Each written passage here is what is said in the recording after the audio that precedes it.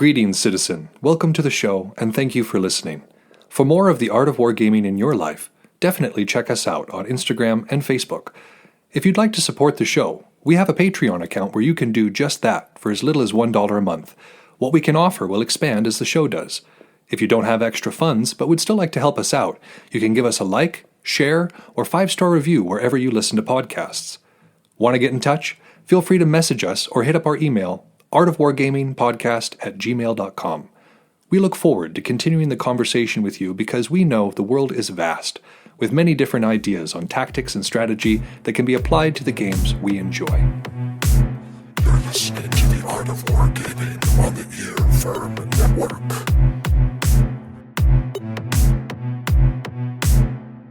On war. The combat in general. Welcome to the Art of Wargaming on the Earworm Network. I am your host, Malark, and I appreciate every single one of you that waited for this episode to finally come out. This is entirely my fault. Please don't blame the editor or the other producers. Like I said, the summer sometimes gets away with me. There's always a lot going on, and especially after the last 2 years we've had, it's easy to kind of get overwhelmed. Not that that's a bad thing. I'm not complaining about time spent with friends and loved ones. These are truly the treasures of life. So I hope that you're also getting out there and engaging with some folks in this, what might be a lull in the insanity. At least for those of us away from Eastern Europe. Of course, the war in the Ukraine continues to rage, and in Yemen, there's military actions being spoken of now in Syria, of course, and all over the place. So our study never ends, unfortunately. Again, I know I study war for a living, but I would also be just as fine never having any new material. You know, for us to never pick a fight with our neighbors ever again. That would be nice. I'm sure many of us would like that. But thankfully, this show isn't about actual war for the most part. It is about war gaming, where people get back up and you and your friends go out and have a pint afterwards. So let's talk about war gaming. Because this intro is relatively short. I don't have a super amount of hyper-analysis to do. I've been playing Warhammer games. The guys at the league continue to challenge me. Todo and I continue to have excellent games. TF and I continue to have excellent games. So those are all fantastic. Having a lot of fun there. And Todo's going to be on today, and we're going to talk about one of the games we've had recently. And then Bellegarth has been going great too. We're doing a lot of practices. Everybody's in good moods, showing up with good attitudes and motivated. Even when it was 95 degrees the other day and we're trying to practice. But of course, we're taking breaks, right? We're taking breaks every 15, 20 minutes to sit down, take a breather, get some water in us. It's important, of course. And then, of course, between the fights, we're sitting there and we're catching our breath. And then I turned on the Women's Euro Cup and was watching these gals who were in northern England somewhere, sprinting, of course, back and forth, as you do when you play football. And it was 95 degrees there, too. I would sit there and look, they said the temperature in Celsius, and I was like, I wonder what that is in Fahrenheit. No joke, 95 degrees in a place that is more humid and with way more activity than what we were doing. So, even on our hard days, these professional athletes, they could give us a run for their money, for sure. I would love to see some of these soccer players or football players come out and run rings around us. That's always entertaining. But yeah, like I said, relatively short this morning, and we're going to go right into our episode, which is the combat in general.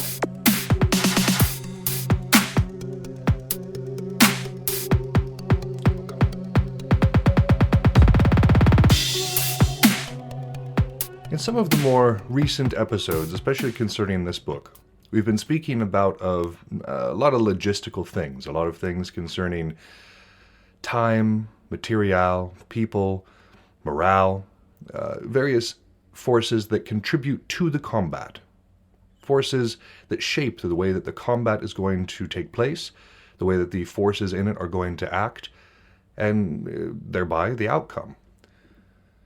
But now we're starting to get into the actual combat. With this book, we start to move into the actual tactics and strategies that Clausewitz is going to teach us, which I'm very excited about. The previous material is there as a foundational. It is there to guide us in our pursuit of what we are getting to now, because with all that other information in our toolbox, we can now access the rest of his ideas in a bit more understanding of a way. I know the first time I read through this book back in high school, I kind of skipped through this first section that we've just gotten through. And partially because it was so boring by comparison to the other ones. I just wanted the flash and the pow. But the truth of the matter is, to understand the pow, you also have to understand what is happening without it. You have to understand what goes into and sets up that moment, because the moment of combat is relatively fast in terms of the war. Combat lasts a few hours, maybe spread out over a couple of days, but in terms of an overall campaign, most of it is spent marching around or camping or trying to find your enemy or trying to fix your enemy. There's a lot of activity outside of it. But like we've said before, a lot of times history and our study of it seems to focus on the actual combat itself. So now we're actually there. We're gonna look into it. We understand what goes into it, how to prepare ourselves for it. But let's now look at the combat in general. Because combat is the real activity of warfare. Everything else is auxiliary. All the other things we've spoken about, logistics, keeping people's morale up, food, medicine, all of these other things are auxiliary. But the main activity of warfare, the reason we call it warfare and not a camping outing and not a larger field drilling exercise, is because of the combat, which is singular in its nature when we deal with war. So what is the character of the modern battle? When Clausewitz, of course, is talking about this, he's speaking about the character of the modern battle of his time, which is the late 1700s, early 1800s. Most of us are not fighting our war games set in that era. I mean, some people are. As we saw, there were several episodes ago, we had a gentleman on who is a part of a wargaming community that I am not. You had other tabletop wargamers when they kind of sit together different scenarios. And I'm sure that there's somebody who has focused on the French Revolutionary War. It's a fascinating time period. This and the Napoleonic Wars are really, really crucial to the development of warfare in Europe. So I think it would stand to reason that there would be a fair number of people who are doing that. I don't. So for me, the nature of modern battle really equals out to meta, right? And those of us who are familiar with any sort of super combat-oriented or super competitive environment are going to be familiar with this term meta, which really just translates into the way things are done right now. What's the most popular way of running a particular army? What is the most effective way of using a weapon combination? These things change. If somebody were to have been a part of the Belagarth career or community 10 years ago, had no contact, and then came back today, they would find the techniques and the technology to have changed drastically. And because of these things, the nature of the strategy has also changed. The way these things are done, because they influence tactics, right? If I've got a faster sword and a smaller shield that is more nimble, that is going to influence my tactics, as opposed to a larger shield and a slower weapon. And those in turn, those tactics, because tactics influence strategy, is going to change the way that strategy is done. If we were looking at a way to strategize, let's say we're in the actual war, right? Let's say we were over in the Ukraine, and you and I were given command of Zelensky's army. We would not command it like we would an army in the late 1700s. Like, even on its best day, we would not regulate it the same way. We would not use it the same way, because the meta has changed. The use of military has become more spread out and more focused on different things than they were at this particular time frame. Sure, combat kind of stays the same. Right, we're looking to overcome our opponent, to politically bend them to our will and achieve the desirable outcome. In wargaming, that's victory. In war, it's also victory. But what that looks like depends on whoever's fighting. But what we do know is that as the nature of this war changes, so too does tactics, and so too does strategy. And again, this is meta, and that's one of the reasons I like having Todo on the show, is because he is a meta chaser in a lot of ways. And so he is very amusing to me. And not just amusing, but also engaging to speak with, because he seeks to understand these things in a way that even I don't. You know, I sit here and spend most of my time with my dusty old books, which I'm sure you're aware of, but he's out there on the YouTube scouring it, sending me information on how to play my knights better and different meta-oriented things. So he's a really good person to talk to about these things, I've found. But when we're dealing with the changing meta, it is important to realize that it changes nowhere faster than in wargaming. Again, 10 years ago compared to now, Belargarth is a completely different sport.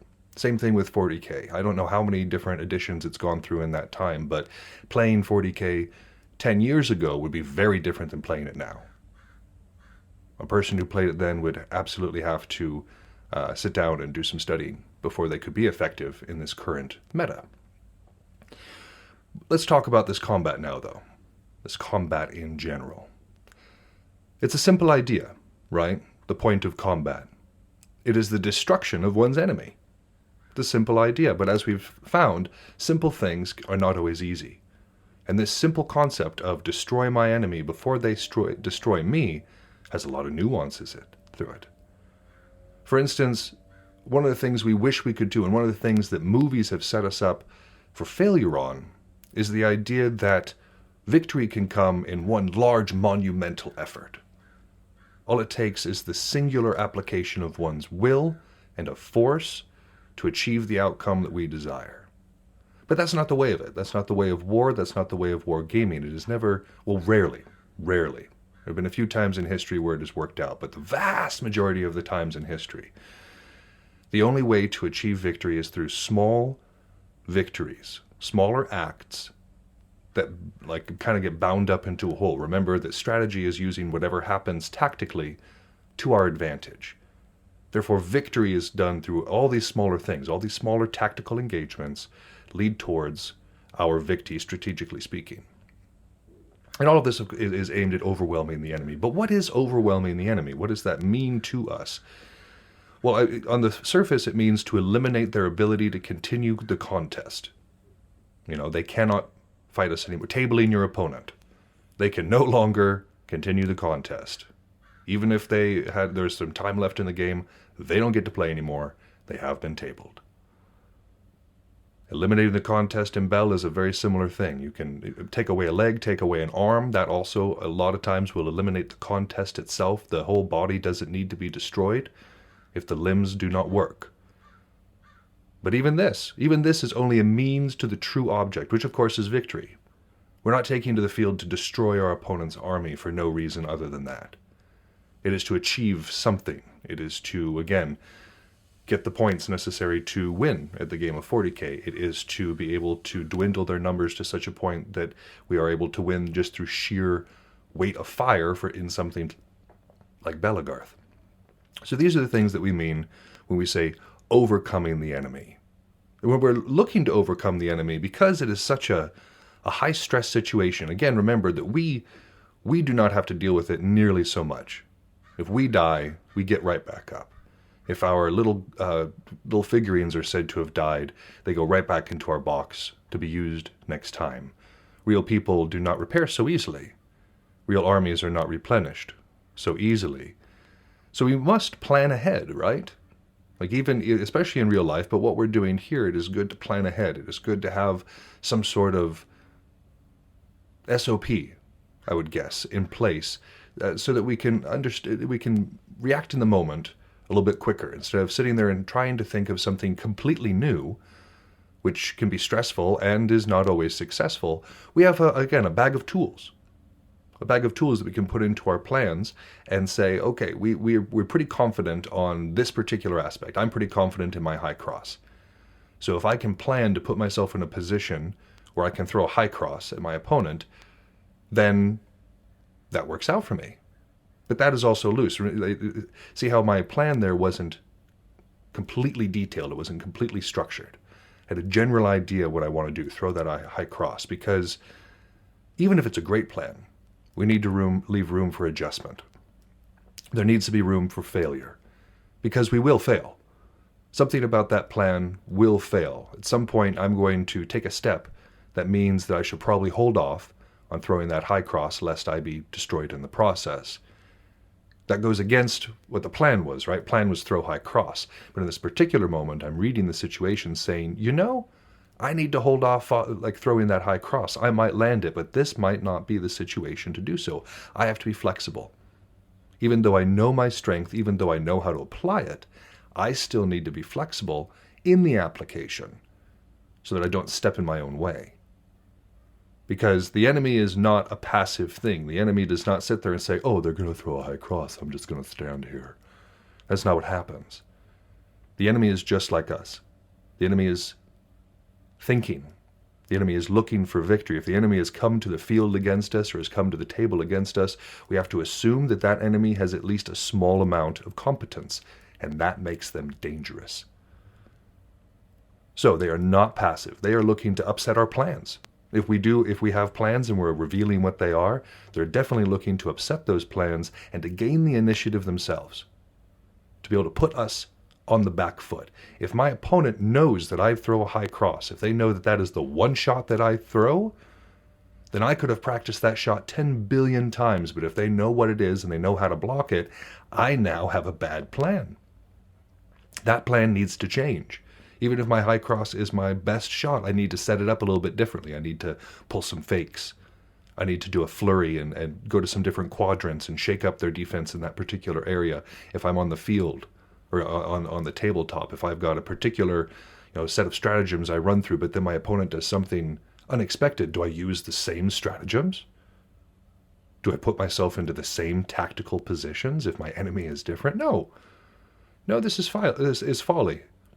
And we also have to remember to think on our feet when we're looking at these things. Okay, my high cross isn't going to work here. How do I get to it? Or how do I throw a shot that's just as good to be able to get somewhere in that fight? Same thing on the tabletop. I may not have seen this particular situation before, but I have a pretty good idea how to approach it. Is it a good idea for us to sit there and deliberate for a long period of time, to sit there and hem and haw over the board or over the field, trying to come up with the perfect plan? We have discussed here before, there is no perfect plan. And a good plan violently executed today is better than a perfect plan next week. We are timed. Warhammer games cannot go on forever. A Belagarth match cannot go on forever. There is a time limit, of course. We're trying to get through it as quickly as possible, either so that we can achieve that victory and go home and have some supper, or so we can move on to the next fight/match. So a bold, courageous, and resolute enemy is not going to let us have time to make any sort of complicated plan as well. Again, the reason why this is the case is because our enemy is a thinking creature. Our enemy opposes us with the same determination and the same thoughtfulness that we come at them. It is folly to think that our opponent is a practice dummy or even a theoretical. Our opponent will do things that we don't expect, because that is the nature of humanity. We may have been in the same situation 10,000 times, and then one person comes along and throws a wrench in it, and everything's different. So we're making sure that we take that into account. We have to make sure that we take into account that we have a thinking, potentially bold, courageous, and resolute enemy that is not going to let us have time for wide-reaching, skillful combinations. Maybe the coolest setup ever, but if it's something that requires our opponent to be passive, then that plan, that setup, is not effective and should not be used on the actual field.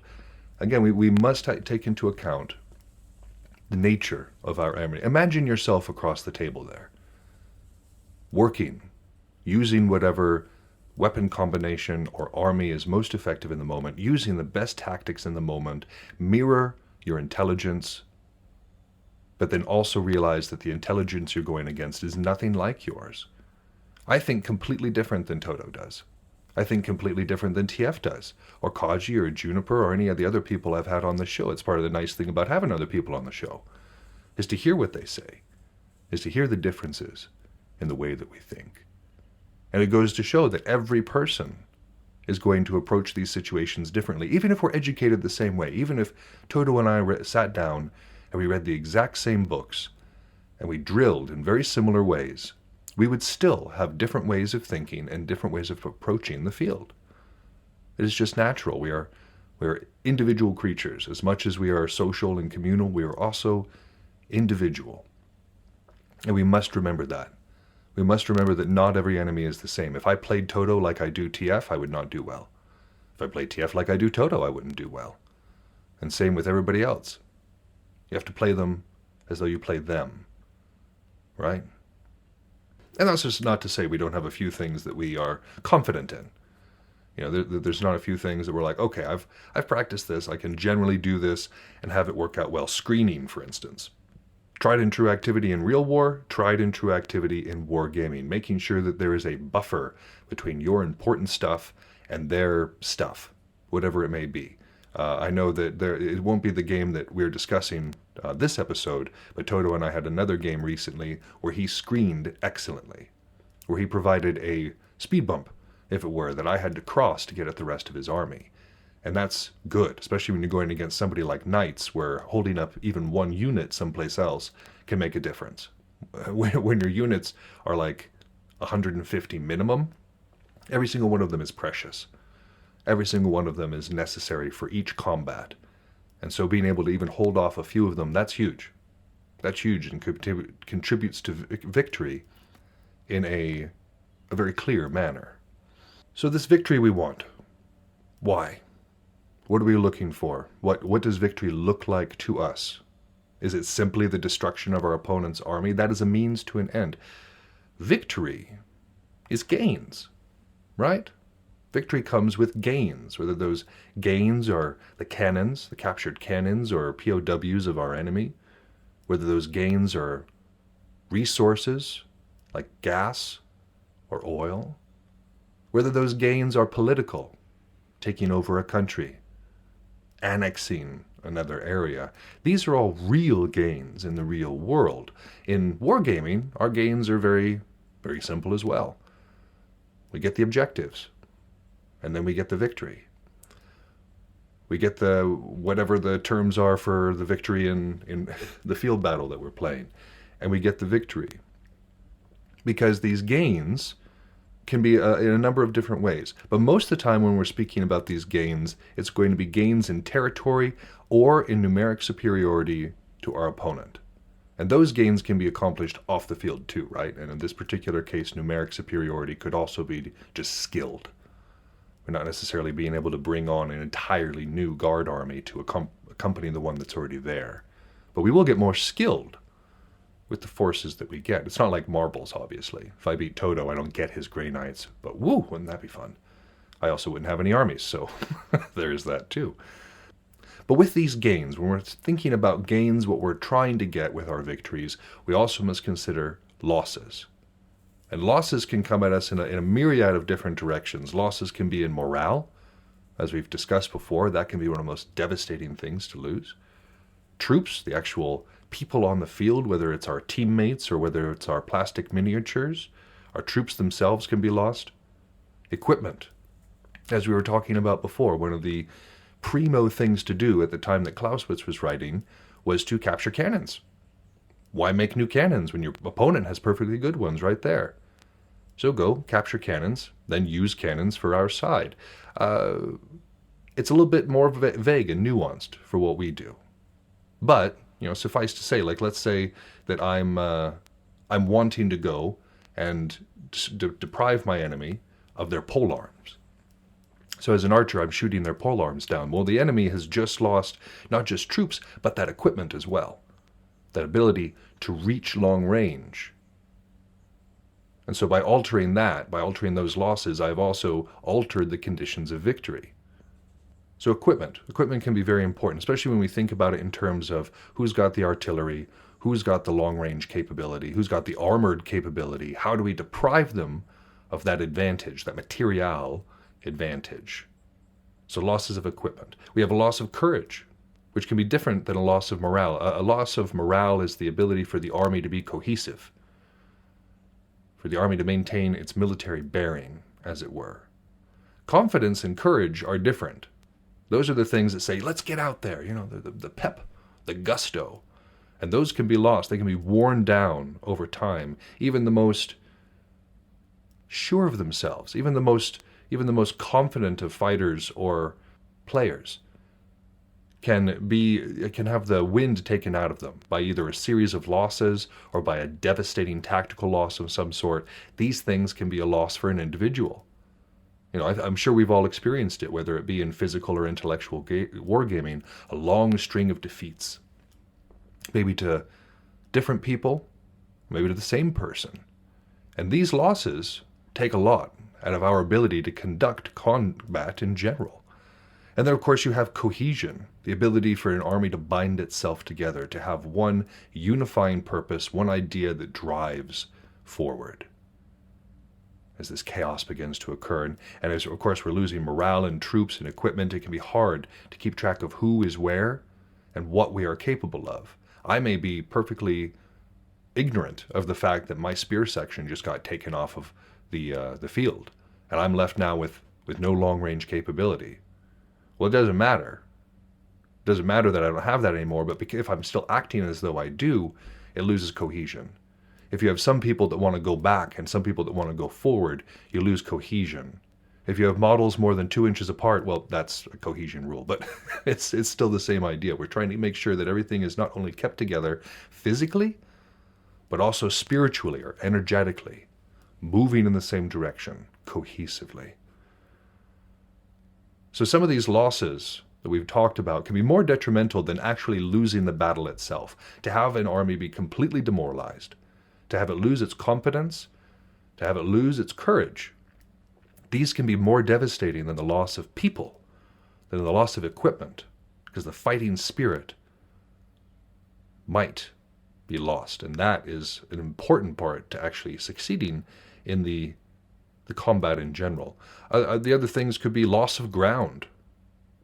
Loss of ground is huge. And then also the want of fresh reserves. Both of these things not only cause a loss, but they also can cause just a retreat in general, having to completely fall back from the battle, regroup somewhere else. These two things are huge in that, loss of ground and want of fresh reserves. And if we look at actual warfare, this makes sense. It's demoralizing to be losing ground, to be pushed out of good positions, and suddenly find oneself perhaps in the open or otherwise vulnerable. Well, retreat is necessary at that point. And if we are, for want of fresh reserves, if our forces are getting tired, if they no longer want to fight, if they have been out here being bombarded with artillery and being shot at by snipers and having mortars and not sleeping well and being on pins and needles, to not have new troops coming in to relieve the ones that are getting worn down emotionally, mentally, then that army is going to suffer. And that army just might retreat. Think about all the battles that we've been studying recently where a retreat has happened, and it's not like the general calls it in most cases. The general's not like, okay, let's retreat. A lot of times the army kind of calls it first, and then the general calls it to be like, oh, okay, yeah, we're going to make sure that everybody's retreating at the same time. I don't want to leave like half my army on the battlefield. But the retreat is a lot of times not decided by the upper echelon. It's decided by the people who've had enough and who are now moving back away from the front. So having good positions, having good forward ground, and having troops that are fresh and ready for the fight, whose courage has not yet dimmed, this is important. And this is important to prevent further losses. What about the other side? We've talked about the effects of defeat after defeat after defeat, and how that can demoralize an army and take away the confidence, even if it may have the same number of troops and the same amount of equipment. Those two things can be absolutely devastating. But what is the effect of where's the moral effect of a victory? Well, it increases by a progressive ratio, right? So we're talking about something that's kind of exponential. Your first victory feels good. Second victory feels better. And then from there you get this nice little curve, this little curve that stretches upwards, that feels better and better and better. A great fire need not come from one big victory, but also from a lot of little small ones. This great fire that we feel, this furnace within us that comes with these victories, it can be amazing. The ratio of sides also intensifies if the victory is at a disadvantage. If we're sitting there, like if the Greeks had won at Thermopylae, and even when they were, like the days that they did win, the days that they did push back the Persians, who had such numeric superiority, well, the morale was huge. It's like, yes, look what we can do. We fought off a larger force and won. I know that was a huge part of the high morale at the beginning of the Civil War, first, particularly in the Army of the Northern Virginia. Lee was doing very well. The victories that they were winning buoyed the spirit of the army. It didn't matter that they didn't have shoes that were fitting properly or that didn't have holes in them. It didn't matter that they ate hardtack for a good portion of their meals. It didn't matter that their friends were dying from cholera. What mattered was these victories. What mattered was this, not just these victories, but being able to do it against a side that was better equipped and had more people to it. Yeah, that certainly boosts us up. And this victory only really gains substance, Clausewitz says, if you have a captured guns and or prisoners. Prisoners, of course, being bargaining chips, and guns, of course, being things like artillery, from what he's talking about. And that even 5 guns different than what your opponent has can make the difference in this era when the artillery duels that took place were so important for the way that the rest of the battle would shake out. Another way that we need to act in order to preserve our gains and minimize our losses is, and many people forget this, is to protect our line of retreat and disrupt our enemy's line of retreat. We saw that when we look back to one of our more recent battles, and our commander was coming over and looking at their opponent. They had a much larger force, and if they had just moved around and threatened that line of retreat, their opponent would have had to withdraw from the area, leaving behind defensive positions and having to move completely away. This would have been a bloodless victory, or relatively bloodless victory, to go after this line of retreat.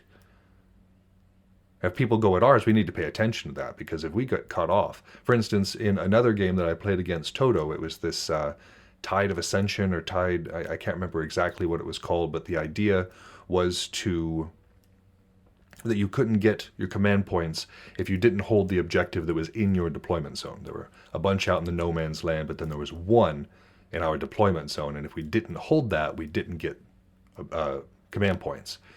So one of the first things I did was put pressure on that, was to make sure that he either didn't have people there or were having to pull people from other places in order to maintain that objective.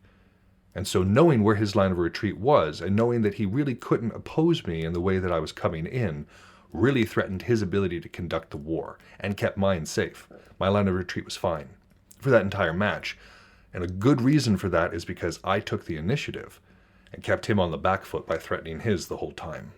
So when we boil it down to bare bones, what are the 3 elements of victory? What does that look like? We have the first, the loss of physical power. Can our opponent physically bring their army? Can our opponent physically bring the fight to us?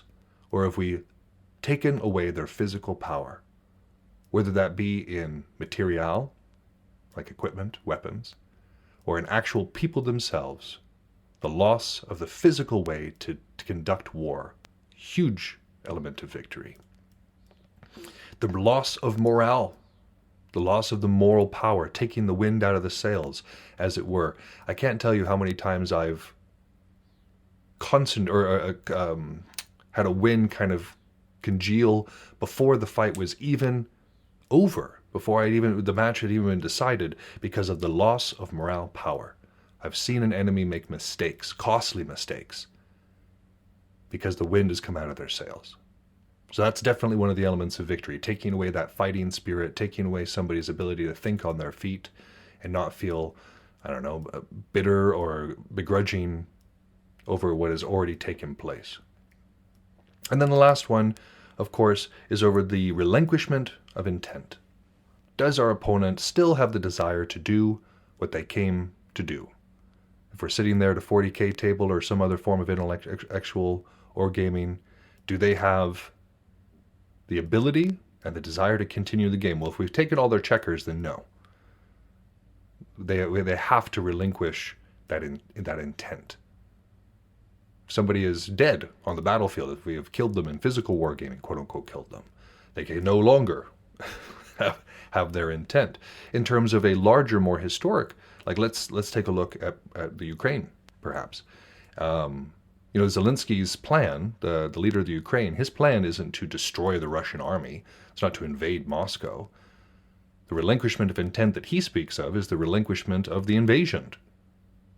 The intent to take over either eastern Ukraine or a larger portion of the Ukraine. That intent is what Zelensky is trying to break, not the entire army itself. Victory there would just be for the Russian army to leave.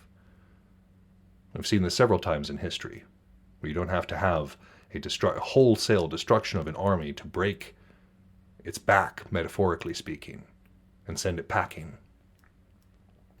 So in this particular way, if we think about it, a retreat, at least in the classical sense, is not always a true victory for the person who's making the retreat.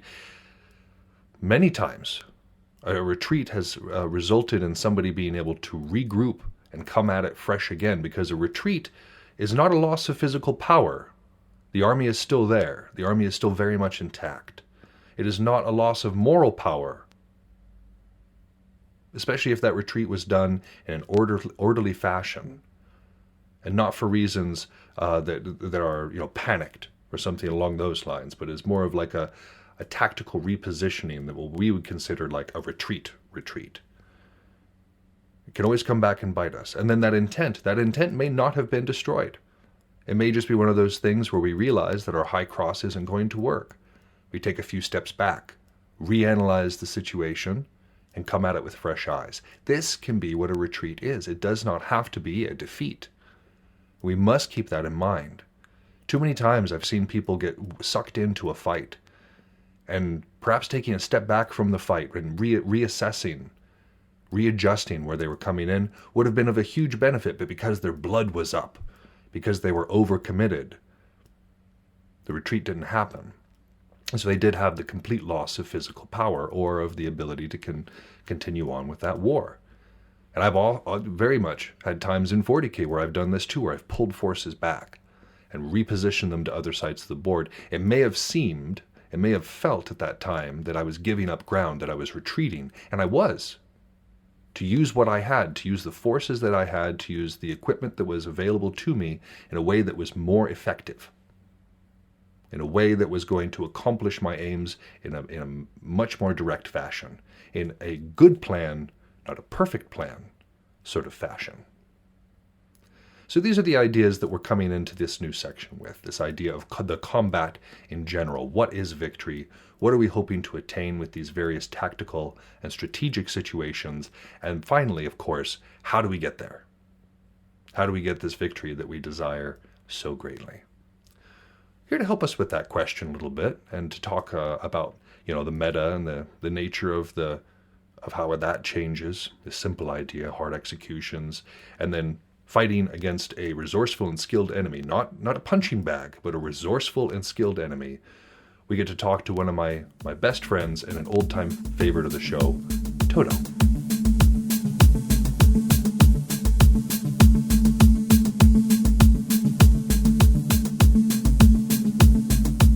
Here to chat with us about combat in general and all the things that involves is, once again, my good buddy and longtime friend of the show, Todo. Sir, welcome again once on the show. Hey, thank you so much for having me. It's always a pleasure being here and having these cerebral conversations with you.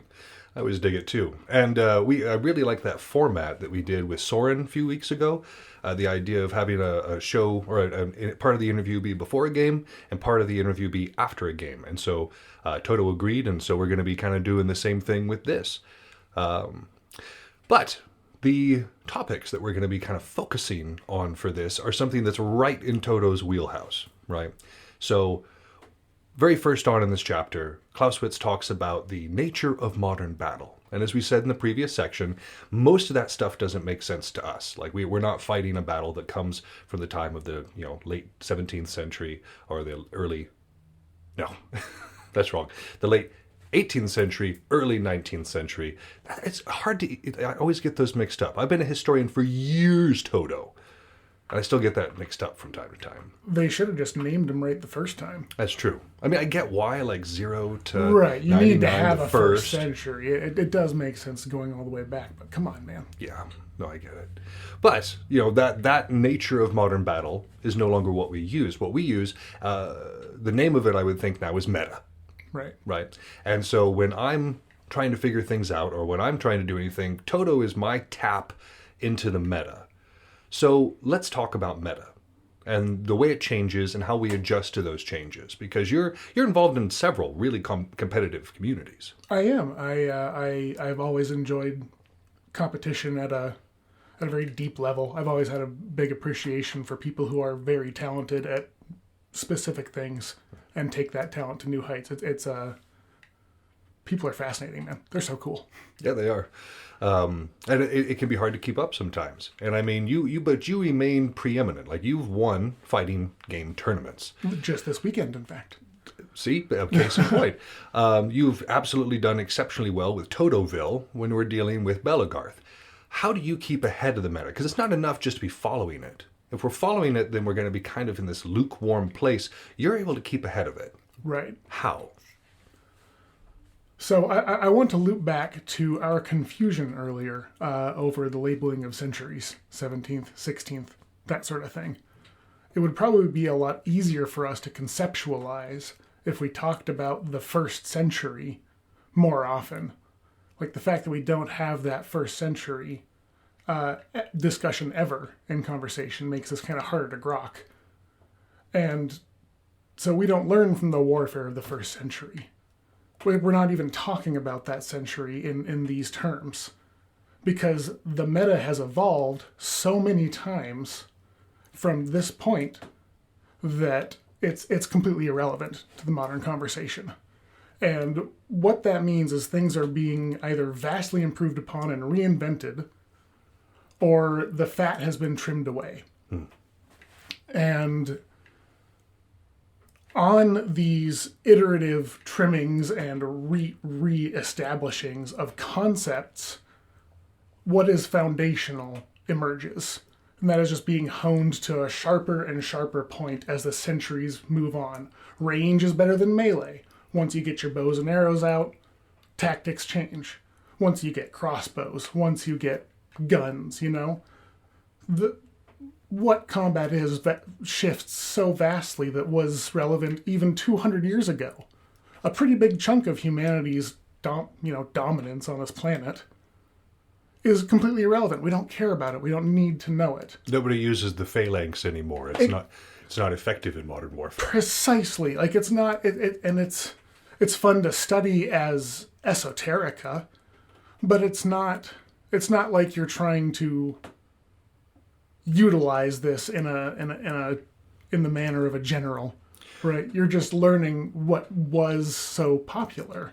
And you'll recall that first year of Gladiators, I was obsessed with drill and trying to almost completely mimic Roman style and the way that they fought. Yes, very much so. And if we were on a battlefield back in the way when, with Roman technology and Roman training, it would have been very different.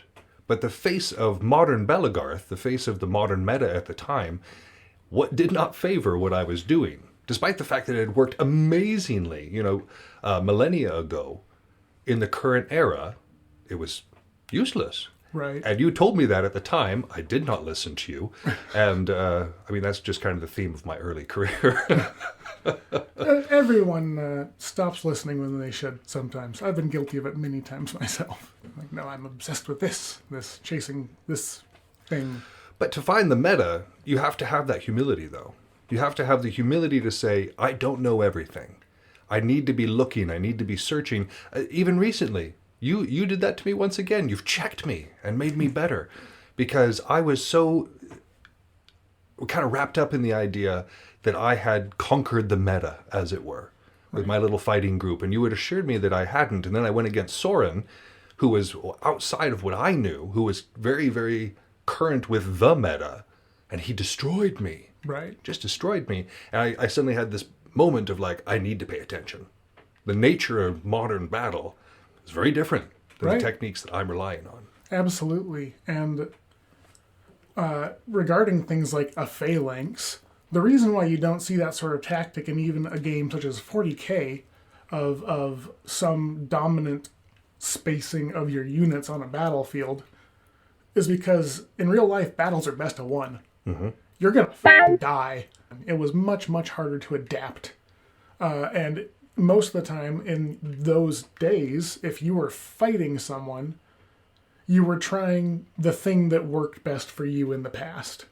And when you run into something that completely counters that, it's so, it's very difficult to come home and report and build on that. But once we have big information networks and everyone knows every single detail about, I know everything about your units, you know everything about mine, there's no point in having a single tactic, because a single tactic will just be evolved upon immediately. You will learn from that first game. Right. It doesn't mean that the phalanx was unbeatable. It meant it was hard to beat day one. Right. Right. Right, and in one of the previous sections, Clausewitz had ranted about his contemporaries and how at one point they had tried to basically copy one of Frederick's battle plans word for word, and they got destroyed. That's not because Frederick's plan wasn't good at Frederick's time. It was because everybody had read Frederick at that point. Everybody had studied Frederick. Right. And so when they tried to pull what was once a revolutionary move, this oblique kind of idea with the forces that were being used, the opponent was like, oh, it's a Frederick-style oblique. Shift our lines. Destroy them. The easy answer that came from that after study. And so, like you said, trying to stick to that one thing, like they were trying to stick to this one idea. This idea of the forced oblique that Frederick did, that local numeric superiority. And it failed them because the nature of modern battle had changed. Right, and because that technique, while effective, has a simple counter. And the more people learn the counter, the less effective the technique becomes until the meta shifts around again. Right. Right, until you're trying to defend against something else you presume is coming. And then you rotate, you bring that in. And that's kind of what establishes foundational knowledge. Mm. And that's why you see some players who are great at first-person shooter games. It doesn't matter what game they're playing, Halo or Call of Duty or Counter-Strike or something like that. Battlefront, whatever. Yeah, they're going to excel if they decide to dedicate themselves to the rules of that game because they find it more fun than a different one. They can really take their pick.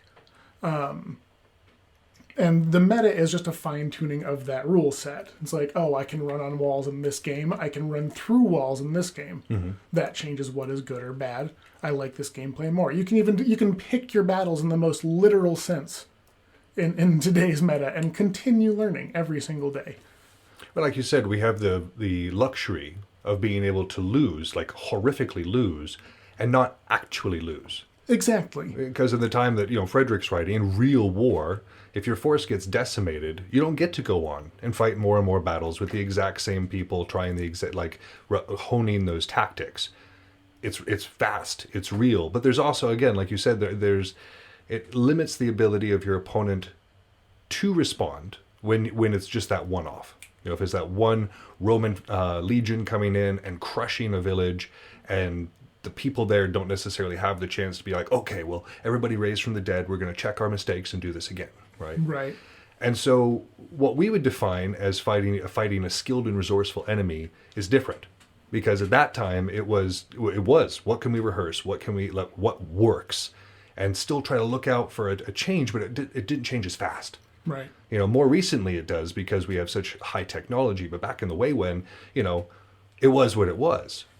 And it also doesn't take into account, again, what it means now to fight a resourceful and skilled opponent, because now a resourceful and skilled opponent has so much at their disposal. We have YouTube, we have blogs, we have Reddit, we have all these different things that can give us knowledge from all around the world. What these guys had back in the way when was a few books, most of them highly inaccurate. Right. The way that this stuff was done. And this has evolved even so recently. When I started playing fighting games in 2009, 2010, and there weren't that many YouTube videos. There were like a couple forums at that point. And so I could do the first 6 years of my competitive Street Fighter career in 6 months these days with the amount of information at my disposal. Sure. Just like you're saying. Right. It's if you talk about it too much, you get it advertised to you now. Like it's all just right there for you to absorb. Sure. And that's awesome. And again, it makes the meta change so fast, way faster again than it would have. Like even now, again, the meta changes quicker than it did in the first century. Exactly.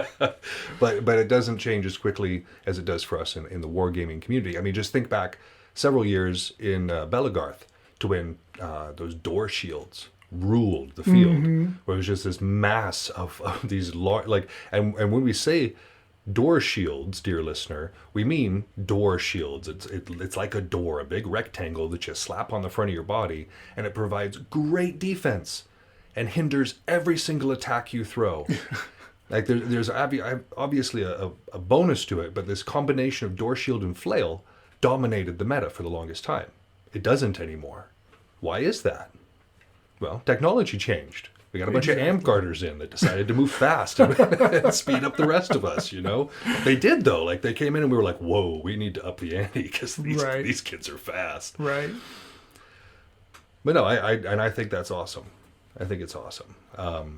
So real quick, let's talk about our game today, what we're about to get into, and kind of the gains and aims of what we're looking for, right? Because as my knights are coming in, the awesome thing about the recent change in meta is that I can run all of my secondaries from the Knight Codex, which means that I can pretty reliably set up my list to get those, to have those gains, and to be something that I can reliably go after.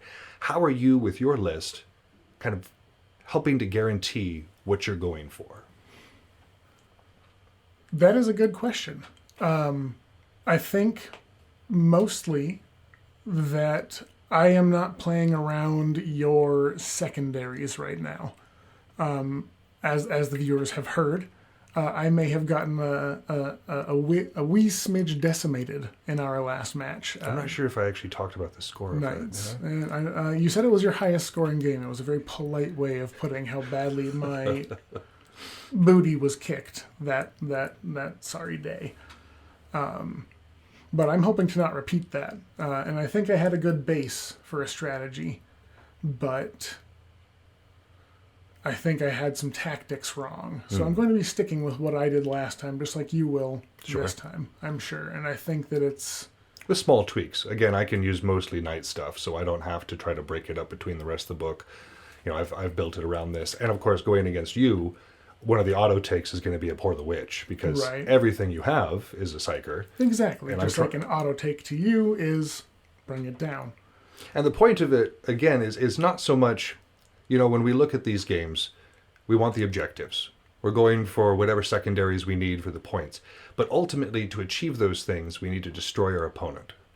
And so that's not just the means and the end. It's kind of both intermittently all over the place with everything else we're going for. What are you looking at? Because again, for my guarantee, I've got several like objective grabbing ones, or you know, the raise, or the go to the center and renew the oaths and that sort of thing. These are things that I can pretty much do reliably. Right. Not giving away too much of your plan ahead of time, of course. Do you have ways that you've built around your secondaries too? Oh, absolutely. I think that the way I have my secondaries, it's just grab objectives and kill the big mechs. That's how they're kind of going to be aligned this game. I don't think there's going to be any way that I deviate from that, even if I spent the command points to do so. So they're pretty locked in. I think you and I know what we're about to do here. So it takes the interesting decision making and places it on the battlefield in setup, how you and I each defend from an opponent's possible turn one. Sure. As well as a firmer grasp on the rule set for both of us. Cheat sheets. Yeah, we've got a cheat sheet, and I've played more recently today than I had last time we were together. I think that will be... This is a game of minutia, and it's easy to overlook things. It is. And that's why, once again, listeners, I recommend a cheat sheet where you go through and you outline what your different abilities are by phase and different objectives that you might want to use by phase, so you can look at it and have that at your fingertips. I know that the pros have it in their heads. Mm-hmm. Those Impressively so. Right. I watch battle reports sometimes, and I'm just like, my goodness. We all want to get there. We all, right? But for those of us who are not, and humbly speaking, I am not one of those people yet, the cheat sheet is awesome. Well, I think it's about time for us to get into this game, Todo. And we have the simple idea, right? Simple idea of destroy our opponent, score points, win the game. But let's see how we can follow through with our execution. Good luck. Have fun, brother. You as well. So, we've just completed our game, and I think it is not a stretch to say that it was a bit one-sided. It was. Once again, I think it was a resounding success for your list and your army. Very well played, sir. Well, thank you. And I mean, not that I know we hate to say the dice won the game or lost the game, but you had some pretty bad rolls in there too, like at clinch moments. I mean, yeah, there were a few. It's been a bit of a tale of the tape in these past two, but it certainly hasn't been the whole battle. Sure. And I think part of that is that. The way we put it earlier, my army feels like it's punching up a little bit, just in terms of raw stats, not in terms of a full balance, but just generally if I am rolling the dice, the odds are against me, and generally if you are rolling the dice, the odds are for you. Sure. And I need to take that into account and play around that more instead of just beat my head into it like Grey Knights usually can against most armies. Well, that's true, and there's also, utilizing your strengths. I think, as we had discussed before, this particular, we were doing, what was it, Abandoned Sanctuary? Was that the game type it was, that we were doing? Yeah, and that is an interesting thing that we should touch on, is that this was an exact replica of our last match. We had the exact same terrain set up and the exact same mission pack. So I got a take two. I got to have little takesy-backsies and try this one again. We both scored higher. We did both score higher. You now have your second highest scoring game. Congratulations, sir. Actually, that's my first highest scoring game. Sorry, your second instance of having your new highest scoring game with me. Yes.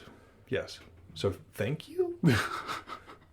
But you bastard. Well, like you said, it also gave us a good kind of way to look at it as well, because even though we were doing the same scenario in kind of the same setup, you went first. I did, yeah. There was that reversal of role, and I think that one of the things that lost me the game was again. Well, last time I think I deployed very poorly in terms of the potential of getting turn 2, and I got punished for that. So this time I deployed much more conservatively, and wound up getting turn 1. So it hindered me a bit there. There was no. It's not like it was a game losing setup or anything like that. Right. But then I responded to what you did last game, and I tried to defend against the previous winning strategy of yours. And so you went, I won't fall into that trap. And then you didn't take my bait. You didn't do what won you the last game. You did what would win you this game. And I think that was very quick, very agile adaptation. So well done.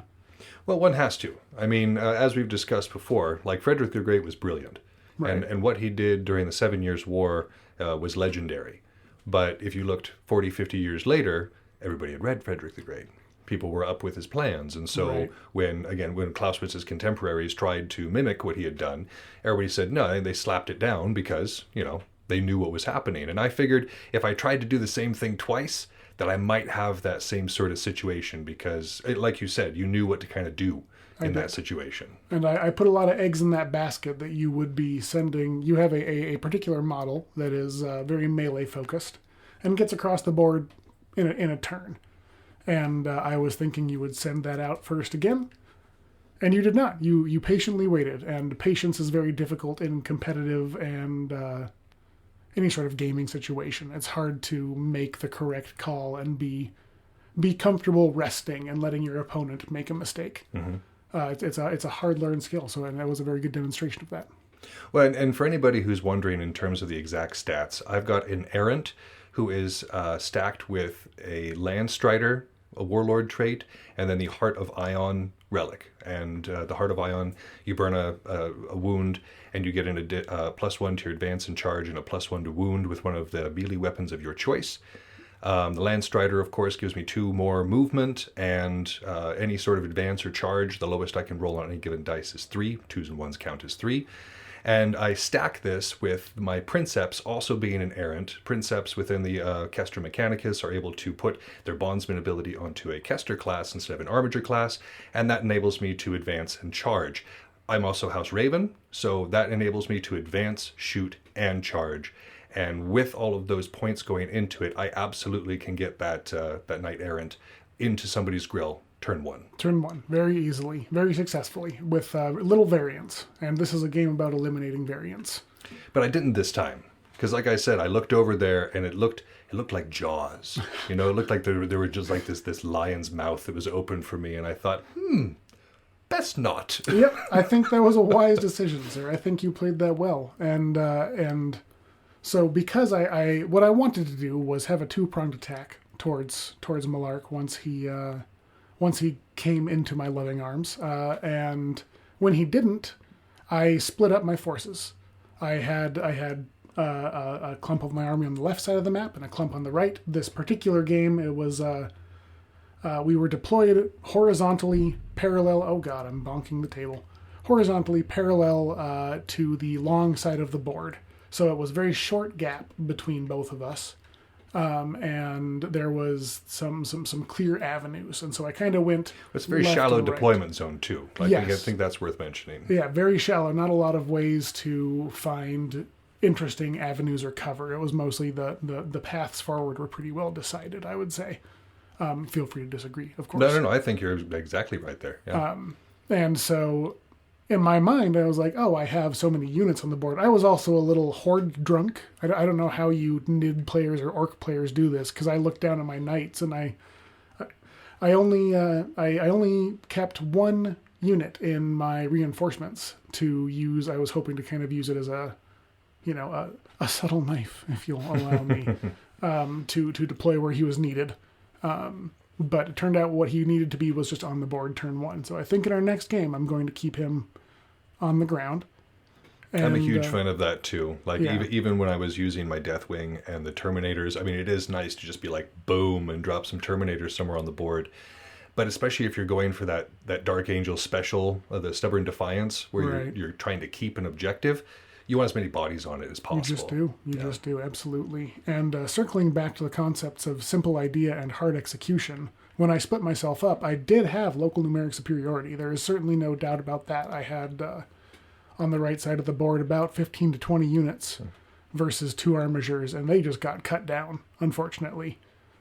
So it is true, yes, that I had local numeric superiority by a factor of 10 times at that area, but it was not enough.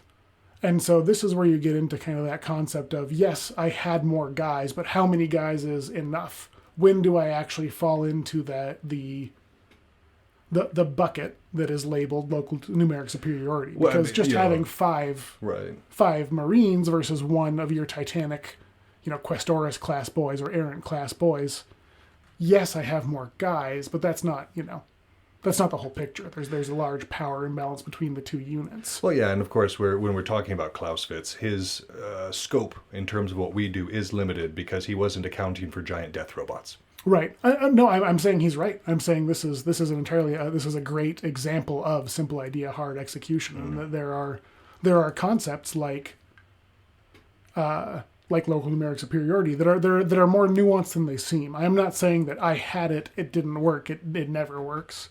I am saying that I did not have the power to facilitate the concept of local numeric superiority because I got mowed down by your units and I had no recourse. If I had double the amount of guys over there, which I had the units to field, then maybe it could have been a different story. So you really have to find, even in an adage, even in a cliche, there is nuance and there is room to learn from any mistake you make, first off, and from something you think you may have a grasp on. There's always another side of the coin that you can there's 2 sides to a coin, but assuming this was an infinite coin, it would indeed always have another side. That's true. Very quantum of you. Yes. Well, and the gambit that you made, trying to kind of pincer me in there. Again, if I'd have run up the center, it would have been brilliant. Because I didn't, it did leave you rather open. And as what happened several times, you're able to kind of get some smites off or whatever, and they bit, but they were at different points in my line. And because I was Kestra Mechanicus, I'm healing back a wound on each model every single turn. So if I've got 5 wounded guys, that means that I'm getting 5 wounds back. Exactly. Yeah, that was a tremendous misplay on my behalf, I believe, was spreading that damage out and not just using, again, local numeric superiority to bludgeon 1 to 2 guys. Mm-hmm. I was concerned about the loss of my own troops, focusing that hard onto just a couple of your boys, because you have so much map presence, especially in this very shallow game mode. Right. We don't really have, there isn't so much length of board as there is the width, which is much, much smaller, and easy for your armigers and your large models to traverse. A little harder for my termies and my strikes and that sort of thing, but my interceptors and NDKs get the job done. Sure. So there are a lot of angles to consider, even with a simple concept like simple idea, hard execution. Right. Well, and like you say, it's easy enough to conceptualize, okay, if this goes well and if this goes well, but particularly with your army, with the reliance on the psychic phase, if things go well in the psychic phase, oh boy howdy. Yeah. Do you get set up nicely. But it's something else, but it's so hard to position for a shooting phase where you don't know what the battlefield's going to look like. Because there's that step between your movement and your shooting where things can be a little different, and if you kind of scooch to shoot better, but then you psychic something off the board, you misplayed your movement. But if you don't scooch to shoot there and your psychic doesn't kill, then you've misplayed. So you just have to, you're trying to, again, eliminate that variance, have a low variance game plan. So it's about that consolidation and that focus of fire, like we were saying, instead of spreading out. And this is, again, simple to talk about, but sometimes hard to execute, especially when the field is dynamic. When both of us are moving so quickly, and of course with your Grey Knights, you have the ability to blip around the field. Absolutely. With my guys being House Raven, I have a pretty good board presence. If I need to get somewhere, I can get there. You zoom in, brother. You zoom in. And it's excellent. Yes, indeed. But each of us are aiming for different things, though, right? Like each of us are going to get different gains from this. The straight, bang up fight is one thing, but this is a game of secondaries. It is. And as Clausewitz says, I mean, kind of our primary objective is to kill the enemy, but I didn't win by killing you. Right. I won by scoring my secondary points. Now, granted, if you've got the room to do that because you've been killing your enemy and you have that momentum, it's way easier. It absolutely is. It absolutely is. And that's something that I couldn't put together, was how to defend an objective from you while still... Because it's well and good if I can have my entire force on a single objective or even 2, but if I'm not spread up enough to take up 3 of the 5 in this particular battle, then I'm not doing my job correctly. Right. And using enough units to take out a model and not having those units be wiped from the board on your response is it's a quandary. It's a problem I haven't solved yet. I'm sure there is a solution. I'm sure there is too. And again, I think the idea of the bomb, not necessarily a bomb, but like bringing your guys together, less spread out. So that means less board control initially. Right. But having them together, being able to hit with those psychic abilities in one given point, being able to say, this area is where I'm going to do all this damage. Absolutely. That like last episode we were talking about assembly and time and space. And this kind of helps with that. Now again, if I had walked into your trap, it would have gone very well, but that's a whole lot of if on that plan. It is, and it's a gambit. You have to commit. In a match like this, where I need to take an early lead in order to not just get wiped, it requires that level of commitment. And I don't think that what I did was incorrect. I think that it would have beaten something that was proven to be good. But you were a step ahead of me. You did not take the bait, and you made a good play around my setup, and I did not respond properly, I think is the biggest crux of the issue here. And again, there were some goofball rolls on both of our parts. Dookie rolls. Oh my god. It was a tough game. I hung on a little better than the first game, but things were looking pretty grim by the start of my turn 3, but I said, you know what, we're going to keep going. We're going to soldier through. And I gave myself this tiny little glint of hope, just a little ember, a light. It went a light inside of me, and I said, oh, wait a minute. Things are evening out here. And then there was the roll.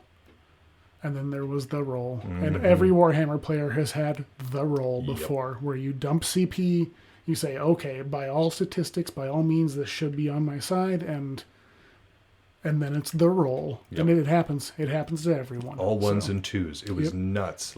16 attacks. It was hard to look at, guys. It was hard for me, as the person who is benefiting from this poor roll, to look at. It was 16 attacks with exploding 6s. And I think I wound up getting 5 attacks through, hitting on 3s. It was very sad. It was very sad. It was nuts. But, I mean, I have no doubt that, and this game was better than our last. It was. You scored far better, and you absolutely, especially those first 2 rounds, I was struggling to be like, okay, what do I need to do? Part of the reason I caught what you were doing with your trap is because I know that you are a skilled and resourceful opponent. I know that you are a person who learns and who is thinking the whole time. You're not just pushing your models across the board. Like, there's something going on behind all that. And so in doing so, I gotta bring my A game against you. Otherwise, I suffer horribly. But because of this as well, I have no doubt that you're going to be coming back knowing the nature of this modern battle, right? Indeed. You keep witnessing kind of the meta between us. Right. And I have no doubt that you're going to... I'm fearing. Again, that's what this game and next game, I'm like, oh, what's he going to bring?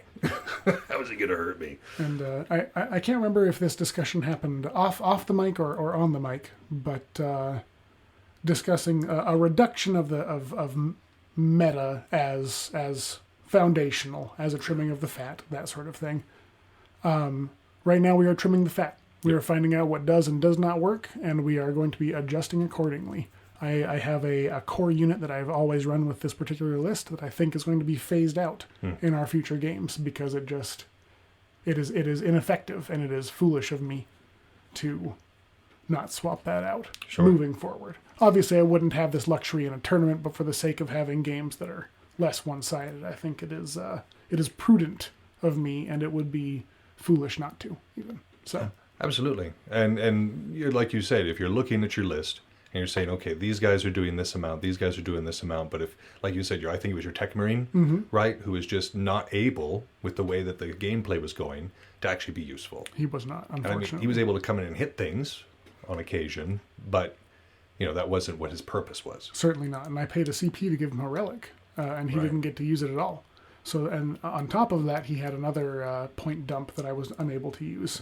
So there were 95 points that really just kind of sat on the table the whole game, which is, it's 1/20th of the army, but that's substantial enough to beat a couple Marines or anything like that do something better. So, yeah, absolutely. Well, like I said, I have no doubt that you're going to come back with a fury and a vengeance, and I look forward to it, sir. I appreciate it. I hope that I live up to that standard. You always have. In Malark, it's just an absolute terror. Well, you're a kind man, and I think the same of you. Good game, brother. Thank you very much for the opportunity. Good game to you as well. And dear listeners, we will be talking with you next time. That's our show. Thank you so much for listening. If you haven't had enough of the art of wargaming in your life, you can find us on Facebook and Instagram, where I occasionally post funny and educational memes. If you want to get in touch with the show directly, you can email us at artofwargamingpodcast@gmail.com with any questions, comments, or concerns that you might have. Also be sure to check out all of our sister shows on the Earworm Network, including General Nerdery, Word Balloons, Fried Squirms, and more. We're working hard on having something for everyone. And again, you can find those at earworm.com. That's EARVVYRM. You can also find that in the show notes. But for now, this has been Yaga Malark, signing off.